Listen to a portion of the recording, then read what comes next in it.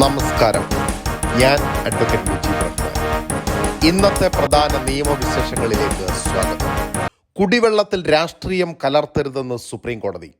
ഡൽഹിക്ക് അധികമായി 137 ക്യൂസെക്സ് വെള്ളം നൽകണമെന്ന് ഹിമാചൽ പ്രദേശിനോട് സുപ്രീം കോടതി ഉത്തരവിട്ടു. ഈ വെള്ളം ഡൽഹിയിലെത്തിക്കാൻ വേണ്ട സൗകര്യങ്ങൾ ചെയ്തു നൽകണമെന്ന് ഹരിയാനയോടും സുപ്രീം കോടതി നിർദ്ദേശിച്ചു. മാർച്ച് മുതൽ ജൂൺ വരെ 137 ക്യൂസെക്സ് അധിക ജലം ഹിമാചൽ പ്രദേശ് ഡൽഹിക്ക് നൽകണമെന്നും ജസ്റ്റിസുമാരായ പ്രശാന്ത് കുമാർ മിശ്രയും KV വിശ്വനാഥും ഉൾപ്പെട്ട ഡിവിഷൻ ബെഞ്ച് നിർദ്ദേശിച്ചു. ഈ വെള്ളം വിട്ടുകൊടുക്കാൻ ഹിമാചൽ പ്രദേശിന് ബുദ്ധിമുട്ടില്ലെന്ന് നിരീക്ഷിച്ച കോടതി ഇതിനു വേണ്ട സൗകര്യം ഹരിയാന ഒരുക്കി നൽകണമെന്നും കൂട്ടിച്ചേർത്തു.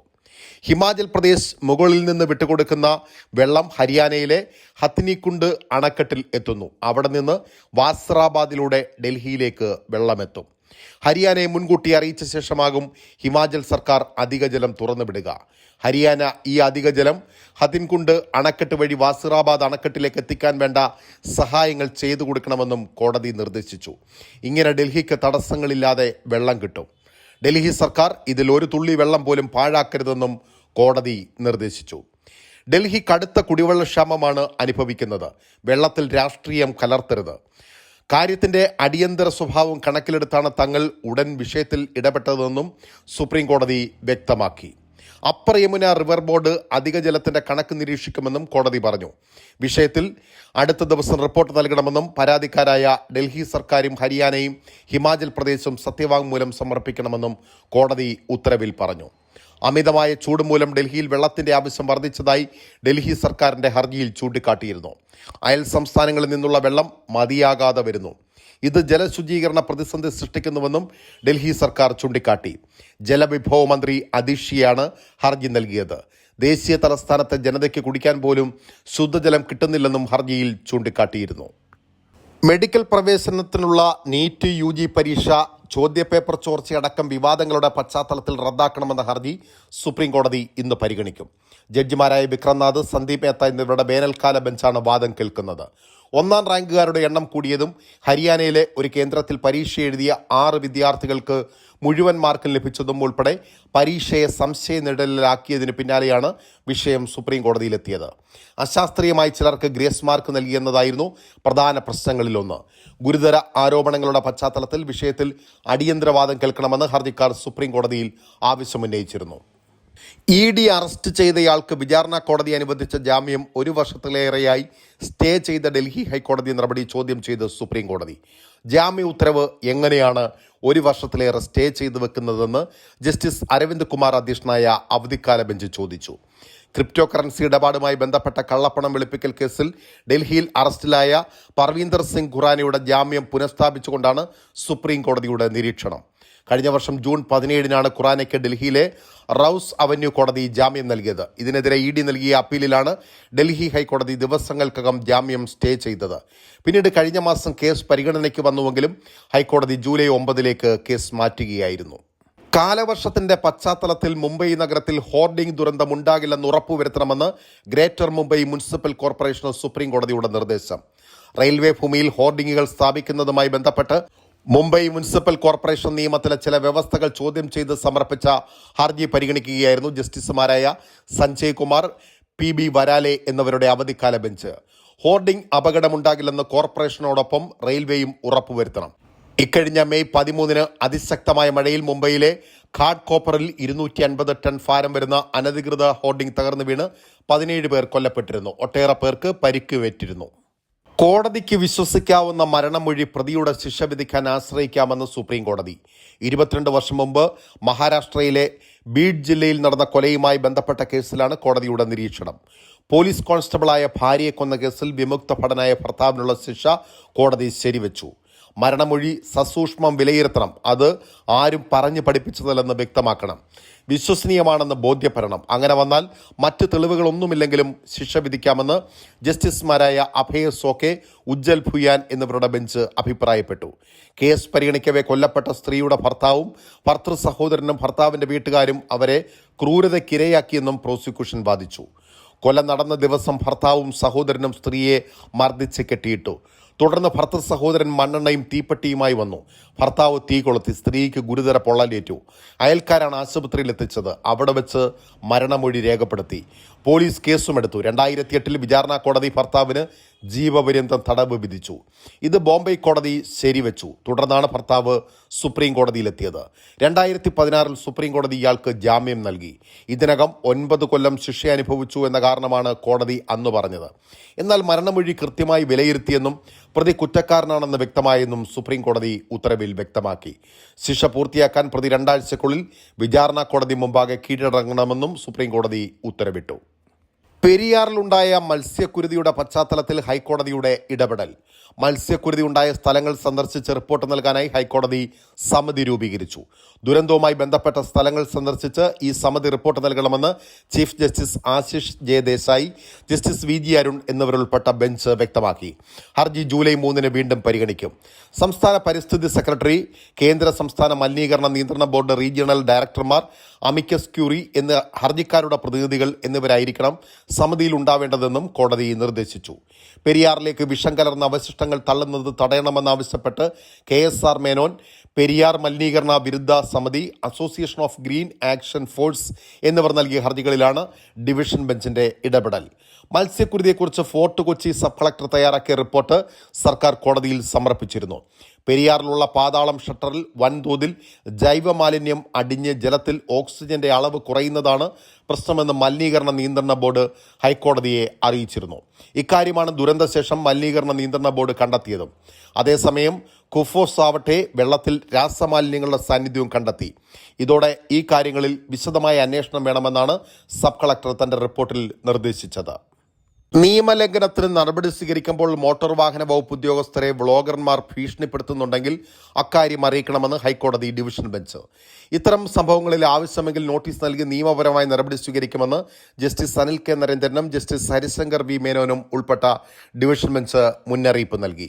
വാഹനത്തിന് രൂപമാറ്റമടക്കം നടത്തിയത് ചിത്രീകരിച്ച് ഓൺലൈൻ പ്ലാറ്റ്ഫോമിൽ അപ്ലോഡ് ചെയ്ത നിയമലംഘന വീഡിയോകൾ നീക്കം ചെയ്യുന്നതടക്കമുള്ള വിഷയത്തിൽ നിലപാട് അറിയിക്കാൻ കേന്ദ്ര സർക്കാരിനോടും നിർദ്ദേശിച്ചു. കാറിനുള്ളിൽ നീന്തൽക്കുളം ഒരുക്കിയ സഞ്ജു ടെക്കിയുടേതടക്കമുള്ള വിഷയങ്ങളാണ് ഹൈക്കോടതി പരിഗണിച്ചത്. വാഹനങ്ങളുടെ രൂപമാറ്റമടക്കമുള്ള വിഷയത്തിൽ ശക്തമായ നടപടി സ്വീകരിക്കണമെന്ന് 2022 മുതൽ നിരന്തരം ഉത്തരവ് പുറപ്പെടുവിച്ചിട്ടും ഇക്കാര്യത്തിൽ മോട്ടോർ വാഹന വകുപ്പ് പരാജയപ്പെടുകയാണെന്ന് കോടതി വിമർശിച്ചു. ഇക്കാര്യത്തിൽ നേരിടുന്ന പ്രശ്നങ്ങൾ ട്രാൻസ്പോർട്ട് കമ്മീഷണർ നേരിട്ട് ഹാജരായി വിശദീകരിക്കാൻ തയ്യാറാണെന്ന് മോട്ടോർ വാഹന വകുപ്പ് സ്പെഷ്യൽ ഗവൺമെന്റ് പ്ലീഡർ അറിയിച്ചു. നിലവിൽ നൽകിയ റിപ്പോർട്ട് പരിശോധിച്ച് ഇക്കാര്യത്തിൽ തീരുമാനമറിയിക്കാമെന്ന് കോടതി പറഞ്ഞു. നിലവിലെ ഉത്തരവുകൾ നടപ്പാക്കുകയാണ് പ്രധാനമെന്നും ഓർമ്മിപ്പിച്ചു. ശബരിമല തീർത്ഥാടനവുമായി ബന്ധപ്പെട്ട ഹർജിയിലാണ് വാഹനങ്ങളുടെ രൂപമാറ്റമടക്കമുള്ള വിഷയങ്ങൾ കോടതി പരിഗണിക്കുന്നത്.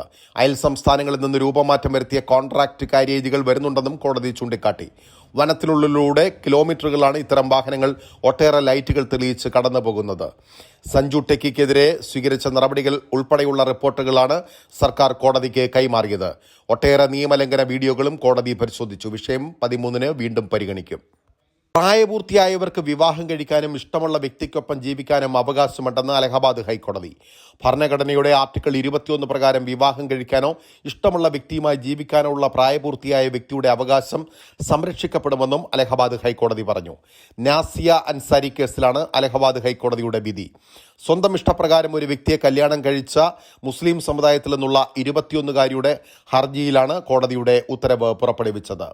21-കാരായ യുവതി സ്വന്തം ഇഷ്ടത്തിന് മറ്റൊരാളെ വിവാഹം കഴിച്ചതിനെ തുടർന്ന് യുവതിയുടെ അമ്മാവൻ യുവതിയുടെ ഭർത്താവിനെതിരെ കേസ് കൊടുക്കുകയായിരുന്നു. തുടർന്ന് പോലീസ് ഇയാളെ അറസ്റ്റ് ചെയ്തു. തന്റെ ഭർത്താവിനെതിരെ കേസെടുത്തതിൽ യുവതി കോടതിയെ സമീപിച്ചു. തന്നെ അമ്മാവൻ കൊല്ലാൻ സാധ്യതയുണ്ടെന്നും ജീവനിൽ ഭയമുണ്ടെന്നും ചൂണ്ടിക്കാട്ടിയിട്ടും മജിസ്ട്രേറ്റ് യുവതിയെ അമ്മാവന്റെ കൂടെ പറഞ്ഞയക്കുകയായിരുന്നു. പിന്നീട് ഇതിനെതിരെ യുവതി ഹൈക്കോടതിയെ സമീപിച്ചു.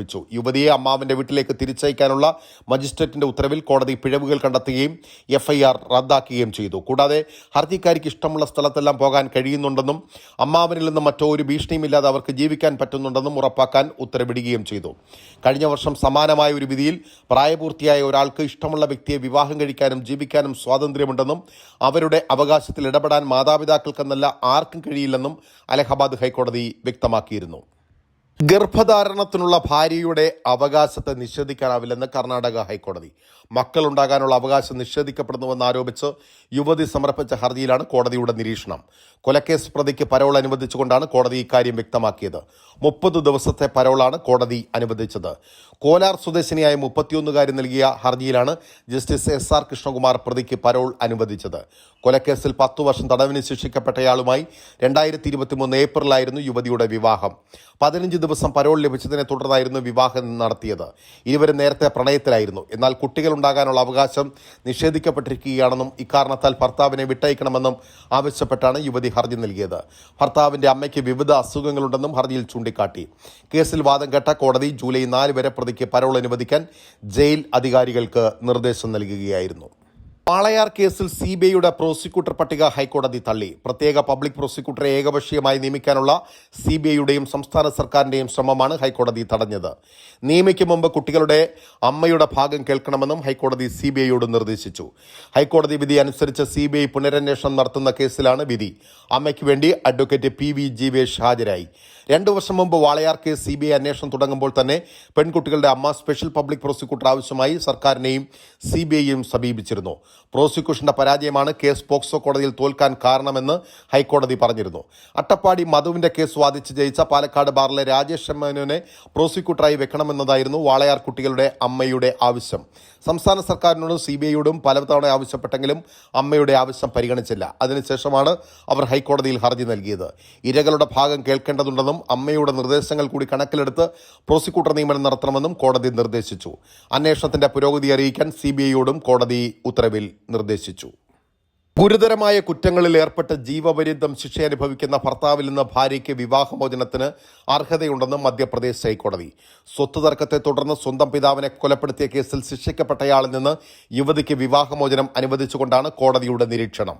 ഭാര്യയുടെ ഭർത്താവിന്റെയോ ശിക്ഷയുമായി ബന്ധപ്പെട്ട് വിവാഹമോചനം നൽകാൻ വ്യവസ്ഥയില്ലെങ്കിലും മാനസിക ക്രൂരതയുടെ പേരിൽ അനുവദിക്കാമെന്ന് ജസ്റ്റിസ് വിവേക് റൂസിയയും രാജേന്ദ്രകുമാർ വാണിയും ഉൾപ്പെട്ട ബെഞ്ച് വ്യക്തമാക്കി. ഇന്ത്യൻ ശിക്ഷാ നിയമത്തിലെ 302 വകുപ്പ് പ്രകാരം ഭർത്താവ് കുറ്റക്കാരനാകുന്നതും ജീവപര്യന്തം ശിക്ഷയ്ക്ക് വിധിക്കപ്പെടുകയും ചെയ്യുന്നത് ഭാര്യയ്ക്ക് മാനസിക ബുദ്ധിമുട്ടുണ്ടാക്കുന്നു. ഇതിലൂടെ ഭാര്യയ്ക്ക് വിവാഹമോചനം നൽകാവുന്നതാണെന്നും കോടതി പറഞ്ഞു. 2011 വിവാഹിതരായ ദമ്പതികളുടെ കേസാണ് കോടതി പരിഗണിച്ചത്. 2019 ഭർത്താവ് പിതാവിനെ കൊലപ്പെടുത്തിയതിന് പിന്നാലെയാണ് 2020 യുവതി ഗോളിയോർ കോടതിയിൽ വിവാഹമോചന ഹർജി സമർപ്പിച്ചത്. തന്നോട് ഭർത്താവിന്റെ പെരുമാറ്റം അക്രമാസക്തവും ക്രൂരവുമായതാണെന്നും യുവതി ഹർജിയിൽ ആരോപിച്ചിരുന്നു. എന്നാൽ കുടുംബ കോടതി യുവതിയുടെ ഹർജി തള്ളി. ക്രിമിനൽ കേസിൽ ശിക്ഷിക്കപ്പെടുന്നത് ക്രൂരതയ്ക്ക് തുല്യമല്ലെന്നും യുവതിയോട് ഭർത്താവ് ക്രൂരമായി പെരുമാറിയെന്നതിന് തെളിവില്ലെന്നുമായിരുന്നു കുടുംബ കോടതിയുടെ കണ്ടെത്തൽ. ഇതിനെതിരെ യുവതി ഹൈക്കോടതിയെ സമീപിച്ചു. യുവതിയുടെ ഭർത്താവിന്റെ പേരിൽ 2 ക്രിമിനൽ കേസുണ്ടെന്നും അതിലൊന്ന് കൊലപാതക കുറ്റമാണെന്നും ഹൈക്കോടതി ചൂണ്ടിക്കാട്ടി. ശിക്ഷ സസ്പെൻഡ് ചെയ്ത് പ്രതിക്ക് ജാമ്യം നൽകാൻ വ്യവസ്ഥയുണ്ട്. എന്നാൽ ഇന്ത്യൻ ശിക്ഷാ നിയമത്തിലെ 307 വകുപ്പ് പ്രകാരം വിചാരണ നേരിടുന്ന കൊലപാതക കുറ്റത്തിന് 302 വകുപ്പ് പ്രകാരം ശിക്ഷിക്കപ്പെടുന്ന വ്യക്തിയോടൊപ്പം ജീവിക്കുകയെന്നത് ഭാര്യയെ സംബന്ധിച്ച് ഏറെ ബുദ്ധിമുട്ടുള്ള കാര്യമാണ്. ഇത് ഭാര്യയ്ക്ക് മാനസിക പ്രശ്നങ്ങൾ ഉണ്ടാക്കാമെന്നും കോടതി വ്യക്തമാക്കി. സ്വത്ത് തർക്കത്തെ തുടർന്ന് പിതാവിനെ കൊലപ്പെടുത്തിയ ക്രിമിനലായ വ്യക്തിയോടൊപ്പം വിവാഹബന്ധം പുലർത്താൻ ഒരു ഭാര്യയ്ക്കും സാധിക്കില്ലെന്നും കോടതി ചൂണ്ടിക്കാട്ടി. ഇരുവരുടെയും 6 വയസ്സുകാരിയായ മകളുടെ മാനസികാവസ്ഥയെയും കണക്കിലെടുക്കണമെന്നും കോടതി പറഞ്ഞു. CMRL എക്സാലോജിക്ക് ദുരൂഹ ഇടപാടിലെ ചോദ്യം ചെയ്യലിന്റെ CCTV ദൃശ്യങ്ങൾ എൻഫോഴ്സ്മെന്റ് ഡയറക്ടറേറ്റ് സൂക്ഷിച്ചു വെക്കണമെന്ന് ഹൈക്കോടതി. CMRL ജീവനക്കാരെ ചോദ്യം ചെയ്തതിന്റെ CCTV ദൃശ്യങ്ങൾ സൂക്ഷിക്കണമെന്നാണ് ഇടക്കാല ഉത്തരവ്. ED സമൻസിനെതിരായ CMRL ജീവനക്കാരുടെ ഹർജി ജൂൺ 21 കോടതി വീണ്ടും പരിഗണിക്കും. ഹർജിയിൽ തീരുമാനമുണ്ടാകും വരെ ഹർജിക്കാരെ ചോദ്യം ചെയ്യാൻ വിളിപ്പിക്കില്ലെന്ന് ED പറഞ്ഞു. തുടർച്ചയായി സമൻസുകൾ അയച്ച് ചോദ്യം ചെയ്തും ED ബുദ്ധിമുട്ടിക്കുന്നു എന്നായിരുന്നു ഹർജിയിലെ പ്രധാന ആരോപണം. തുടർച്ചയായി സമൻസ് അയച്ച് വിളിപ്പിക്കുന്നത് ചോദ്യം ചെയ്താണ് CMRL ജീവനക്കാർ ഹൈക്കോടതിയിൽ ഹർജി സമർപ്പിച്ചത്. എന്നാൽ രാഷ്ട്രീയ നേതാക്കൾക്ക് പണം നൽകിയെന്ന് CMRL MDയും CFOയും മറ്റ് ഏജൻസികളോട് സമ്മതിച്ചിട്ടുണ്ടെന്നും CMRL ഉദ്യോഗസ്ഥരുടെ ഹർജി അപക്വമായതിനാൽ തള്ളണമെന്നും ED നിലപാടെടുത്തു. ചട്ടങ്ങൾ പാലിച്ചാണ് പ്രവർത്തിച്ചിരുന്നതെന്ന CMRL കമ്പനിയുടെ വാദം ശരിയല്ല. 2019 ആദായ നികുതി റെയ്ഡിൽ 133 കോടി രൂപയുടെ അനധികൃത ഇടപാട് കണ്ടെത്തിയിരുന്നെന്നും ED ചൂണ്ടിക്കാട്ടി. നടിയെ ആക്രമിച്ച കേസിൽ പ്രതിയായ പൾസർ സുനിക്ക് 25,000 രൂപ പിഴയിട്ട് ഹൈക്കോടതി. തുടർച്ചയായി ജാമ്യാപേക്ഷയുമായി ഹൈക്കോടതിയെ സമീപിച്ചതിനാണ് പിഴ.